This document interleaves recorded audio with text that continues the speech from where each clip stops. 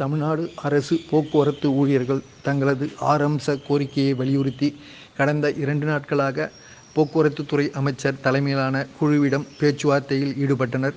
இந்த பேச்சுவார்த்தை தோல்வியடைந்ததை ஒட்டி இன்று முதல் காலவரையற்ற வேலைநிறுத்தத்தில் ஈடுபடுவதாக தொழிற்சங்கங்கள் அறிவித்த நிலையில் காஞ்சிபுரம் மண்டலத்தில் 13 பணிமனைகளில் தற்போது வரை 50% பேருந்துகளே இயக்கப்பட்டுள்ளது. நாளொன்றுக்கு 800 பேருந்துகள் இயங்க வேண்டிய நிலையில் 50% பேருந்துகள் இயங்குவது பொதுமக்களுக்கு பெரிதும் பாதிப்பை ஏற்படுத்தியுள்ளது. குறிப்பாக நகர பேருந்துகளில் பயணம் செய்யும் கிராம பொதுமக்கள் பேருந்துகள் வராததால் இன்று நீண்ட நேரம் காத்திருக்கும் அவலநிலையும் ஏற்பட்டது. பள்ளி கல்லூரி மாணவர்கள் குறிப்பிட்ட நேரத்திற்கு செல்ல இயலாத நிலையில் தனியார் பேருந்துகளில் படிக்கட்டுகளிலும் ஏணிகளிலும் தொங்கி சென்றனர். மேலும் நகரத்தில் உள்ள பொதுமக்கள் போக்குவரத்து குறைவாக இருப்பதை கருதி உடனடியாக ரயில்வே நிலையத்திற்கு சென்று ரயில் மூலம் தங்களது பணியை தொடர சென்றுள்ளனர்.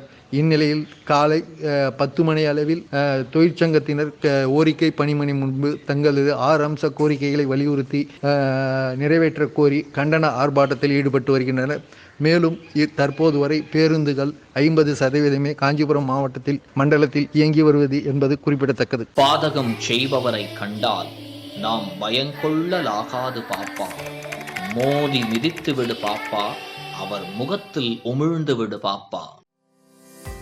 அண்மை செய்திகளை உடனுக்குடன் தெரிந்து கொள்ள இணைந்திருங்கள் எம் நாடு தொலைக்காட்சியுடன்.